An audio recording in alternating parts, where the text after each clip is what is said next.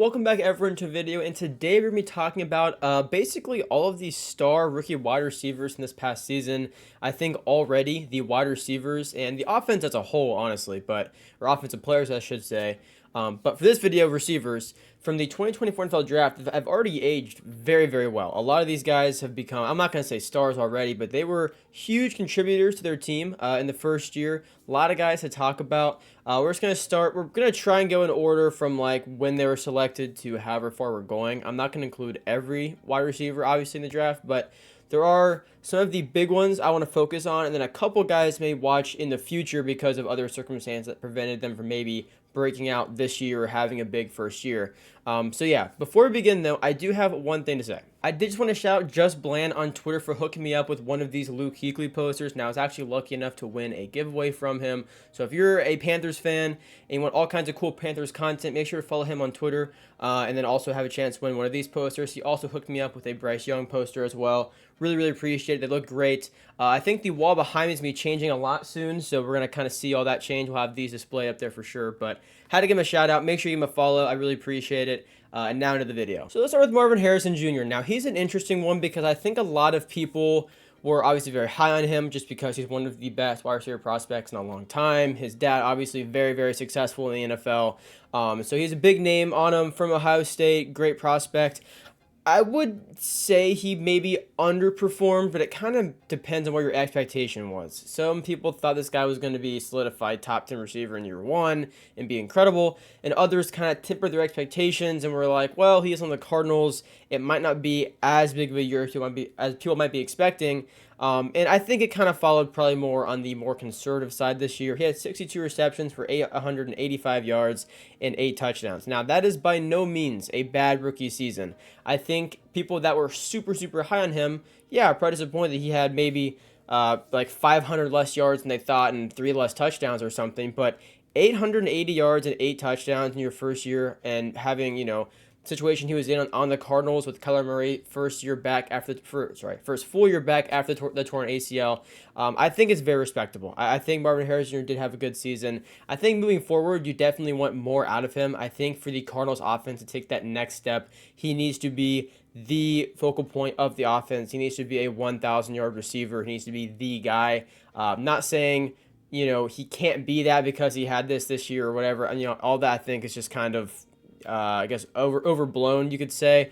I think he had a good season. His best game came in week 2 against the Rams, where he had 130 receiving yards on 8 receptions for 2 touchdowns. Just absolutely went off.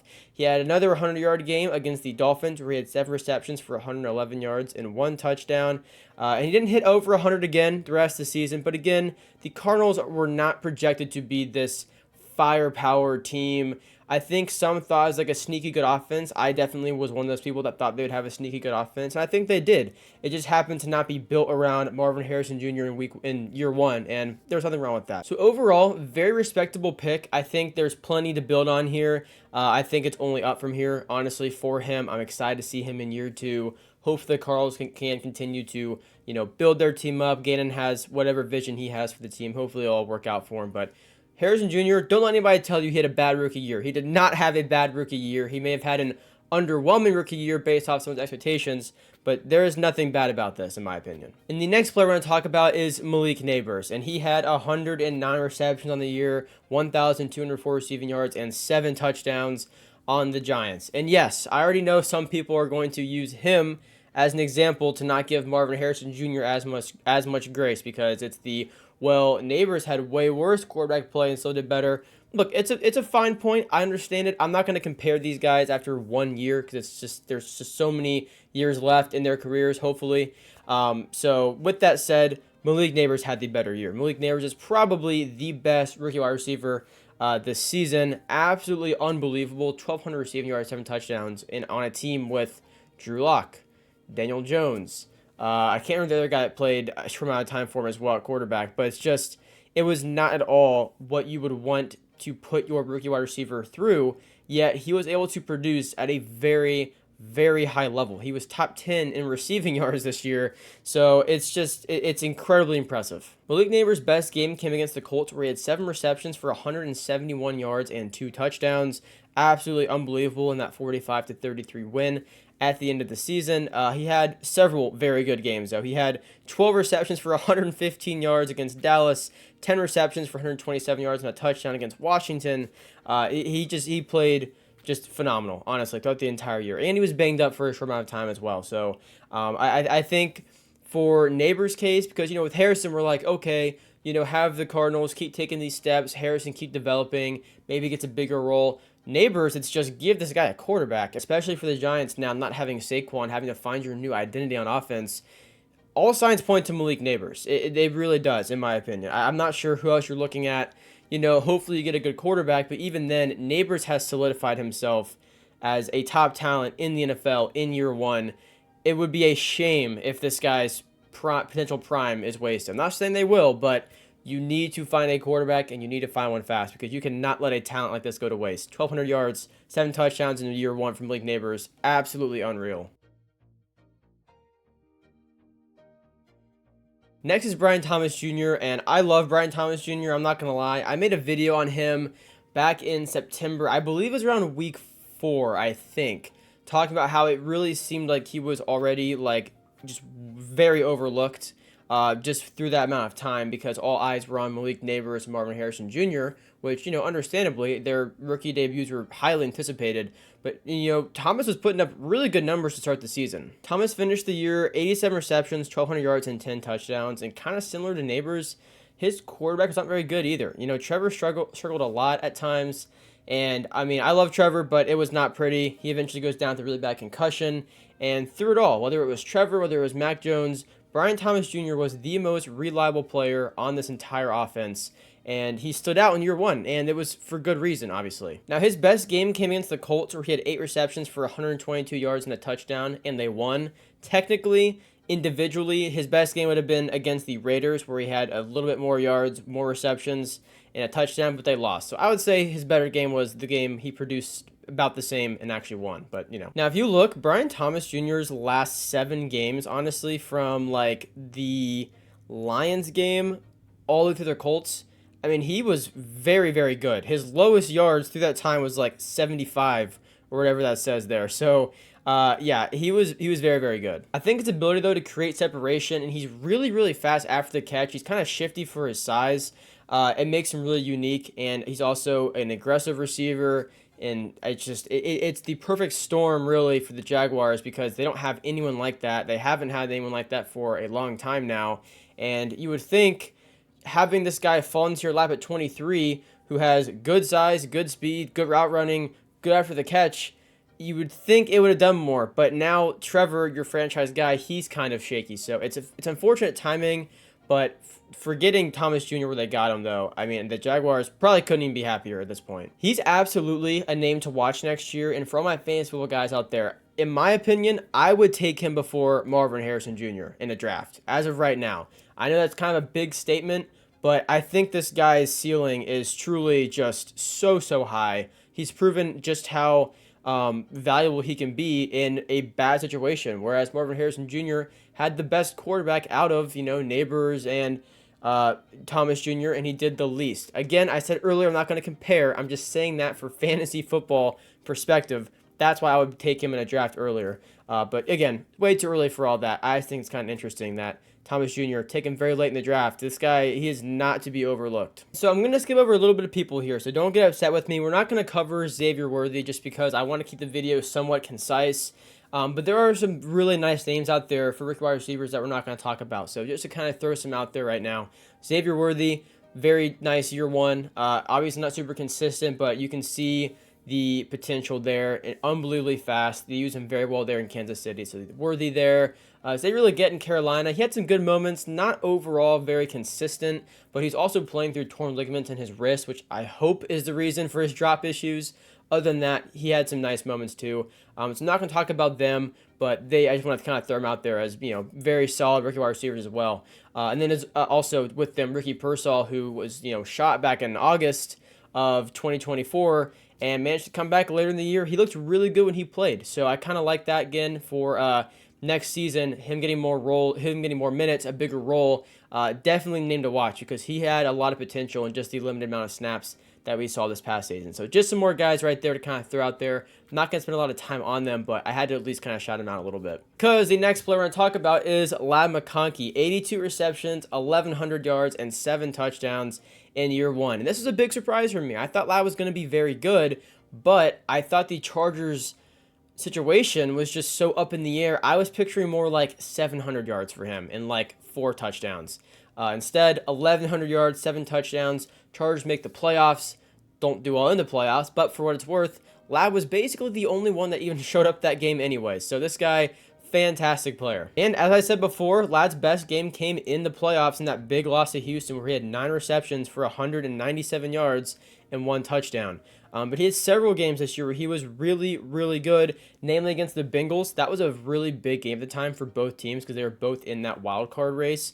Lad had 8 receptions for 123 yards and no touchdown, but still, huge game. Also against the Saints, 6 receptions, 111 yards, 2 touchdowns there. So he had some big games this year, but my favorite thing about Lad, I'm sure a lot of people's favorite thing about him, is just how shifty he is. And I did a video back last April after the draft, like right after the draft. I was talking about like the new era in LA with the guys they drafted and Harbaugh coming in there. And the one thing, as I read all the scouting reports, I think I did it in the video actually, is that Lad is just so shifty. He is so quick. His agility off the charts. Like he's just so tough to slow down because he's just so quick and he moves constantly, especially after the catch. And it was by far his best trait in year one. I mean, you can just watch his tape, watch his film, highlights, whatever you want to watch, but it doesn't take much to realize this guy is just so shifty. And I think it's a lot of fun to watch. I think it's actually really fun to pair him with Herbert, who is very accurate, able to always kind of put it on him, and then Lad just kind of, make something happen after the catch, gets like those 5 extra yards that really add up. So I love him as a player. I think he's awesome. I'm really excited he kind of went a little above and beyond in year one. I think people were pretty high on him overall. I think the consensus was pretty strong for him. But I would say 1,100 yards, 7 touchdowns is probably above a lot of people's expectations for them, or for Lad, this year. But again, great rookie season for him. One last guy I want to talk about, and he doesn't have as pretty stats as everyone else, but that is Jalen McMillan. Because Jalen McMillan was phenomenal in year one. He was picked much later than the guys we've already talked about, but he had 37 receptions for 461 yards and 8 touchdowns. Now, it is really worth noting because I think the context to stats are always very important. I think the numbers themselves don't always tell the story. I think you have to always try and give context to why these numbers are the way that they are.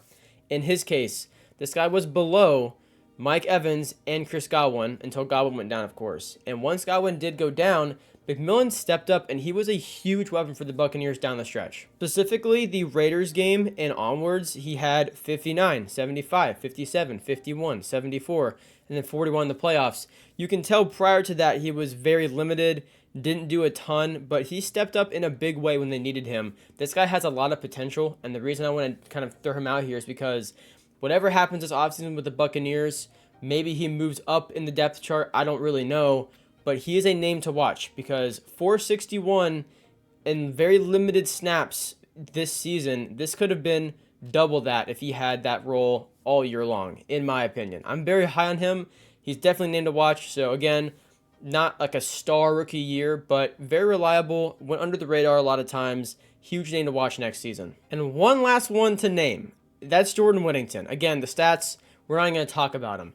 The reason I'm throwing him out here is Jordan Whittington back last August. He was very, very good in preseason for the Rams. You might be thinking, well, why do I care about preseason for the Rams from a rookie wide receiver who had nothing in the season? The reason I'm saying that is because Sean McVay finds a way to get guys like that involved. And they usually, not always, but they usually come up pretty big and are very reliable targets, like a Tutu Atwell or Demarcus Robinson, guys that don't have the biggest name, but they are reliable down the stretch. Jordan Whittington can absolutely be that for them, in my opinion, and the Rams just announced that Cooper Kupp is going to be traded in the offseason. They're looking to trade him immediately. So in my eyes, Whittington is just slowly moving up the depth chart. Absolutely a name to watch next year. I would not be surprised if those stats are closer to 700 yards by the end of next season. And again, not star numbers, but just watch him as a name to be thrown around out there for the Rams. Because if Kupp's really going to go, I mean, there's going to be a lot of movement in that wide receiver chart this offseason. Woodington's a name to watch. I think he's very talented. So again, just want to throw him out there. Actually, you know what? Not any receiver. We're just going to do it anyways. I was going to end the video like 10 minutes ago. But we're just going to keep going now. Brock Bowers, not a receiver, but I have to talk about Brock Bowers. 112 receptions, 1,100 yards, and 5 touchdowns. I'm going to tell you this. I was not very thrilled with the Raiders picking him. Not because it was Brock Bowers, but because I was like, is that really what you need on your team? Is that, look at the Raiders. Was that really your team need? Because you just drafted Michael Mayer the year prior. I wasn't seeing the vision. I clearly see it now, but I was not happy at the time because I'm like, you don't really have a great quarterback. You could have used a lot of other things there, and you went tight end, despite Bowers being a great prospect. I wasn't really with it, but Brock Bowers set multiple rookie receiver records and tight end records, so it makes sense now. His best game came against the Chiefs when he had 10 receptions for 140 yards and a touchdown, but Bowers put up big numbers a lot. I mean, he had so many games where he was around that 77 right there, 99, close to 80. He was just so reliable. He was their best receiver all year, at least in my opinion, and it shows. It shows in the stats. Moving forward, though, get this guy a quarterback. Just like Nabers, just like Thomas Jr., get this guy a reliable and consistent quarterback, and these numbers are going to be off the chart. He literally solidified himself as a top 3 tight end in year 1. A lot have already said just the best in the league in year 1, which I wouldn't even argue at this point because he's unbelievable after the catch. You can line him up wherever you want on the field. He's good after the catch. He's aggressive. He can go up and get it. He has great hands for a tight end. He doesn't really have any flaw in his game, in my opinion, because you're just able to use him however you want, honestly, and he can basically do whatever you ask of him. So get him a quarterback. These will be, I mean, just unreal numbers. I mean, I'm not going to sit here and say they're going up by 700 yards or something like that. But seriously, this could be an every season thing for him because he's just that talented. So, yeah, not a receiver, but amazing rookie. I had to kind of throw him out here. This is probably, in my opinion, the best offensive rookie class in a long time. There's already so many guys that have aged so well. And we haven't even talked about linemen. We haven't talked about quarterbacks. We talked about just running backs and a tight end. Or sorry, just receivers and a tight end. We haven't talked about running backs yet either. And there are some good rookie running backs. So if you guys want me to cover the rest of the 2024 offensive draft class, I can. I can do defense as well, but I think the offense was just really, really exciting this past year. So thank you guys for watching. I do really appreciate it. If you want to see more like this, make sure to comment that down below. Subscribe if you guys are new. I would really, really appreciate that on the road to 1,000 subscribers. Next, I want to say I have a tier list going over every team. I also have a Travis Hunter video coming out at some point as well. And I'm also going to recap a lot of the team's seasons. So I'm still debating on how to do that, whether we do standalone like Bengals and then Ravens, or if I just do all AFC North and just kind of pair it all in there. I think that's probably the way to go. But if you guys have a preference, let me know down below. I can make that happen. Thanks for watching. I do really appreciate it. I'll see you guys in the next one. Peace out.